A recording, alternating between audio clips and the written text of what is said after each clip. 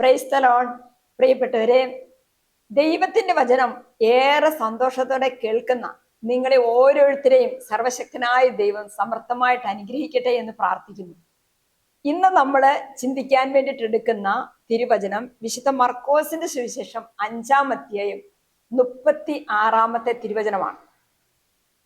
യേശു സംസാരിച്ചുകൊണ്ടിരിക്കെ synagogue അധികാരിയുടെ വീട്ടിൽ നിന്ന് ചിലർ വന്നു പറഞ്ഞു, നിന്റെ മകൾ മരിച്ചു, ഗുരുവിനെ ഇനിയും എന്തിനു ബുദ്ധിമുട്ടിക്കുന്നു?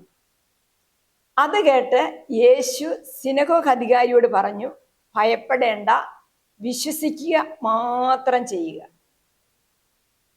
പ്രിയപ്പെട്ടവരെ, ജീവിതത്തിലെ വലിയ ദുഃഖങ്ങളിലൂടെയും വേദനകളിലൂടെയും കടന്നു പോകുമ്പോൾ ഒന്നാമതായിട്ട് നമ്മൾ ശ്രദ്ധിക്കേണ്ട കാര്യം, നമ്മുടെ ജീവിതത്തിന്റെ പ്രശ്നങ്ങളിലേക്ക് യേശുവിനെ ക്ഷണിക്കുക.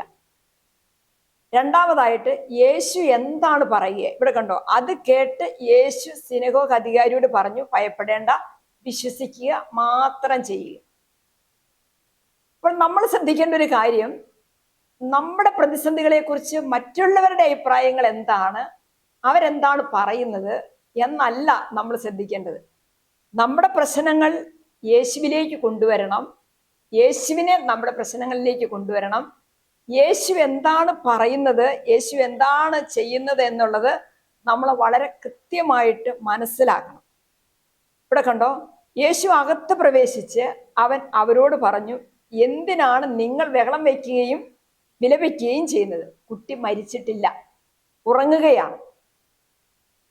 ഇവിടെ ഈ തിരുവചനത്തിൽ നമുക്ക് മനസ്സിലാകുന്നത്, നമ്മൾ കുറെ ബഹളം വെച്ചിട്ടോ അല്ലെങ്കിൽ നമ്മൾ വിലപിച്ചിട്ടോ സങ്കടപ്പെട്ടിട്ടോ നിരാശപ്പെട്ടിട്ടോ അസ്വസ്ഥരായിട്ടോ കാര്യമില്ല.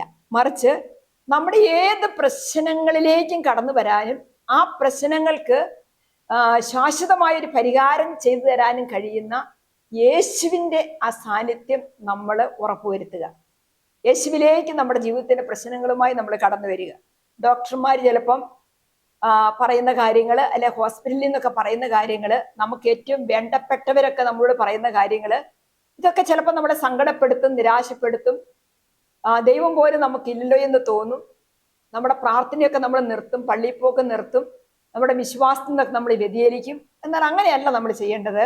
മറിച്ച് ജീവിത പ്രശ്നങ്ങളുമായി യേശുവിനെ സമീപിക്കുക. യേശു ഉത്തരം തരും. Praise the Lord. ദൈവം നമ്മളെല്ലാവരെയും അനുഗ്രഹിക്കട്ടെ.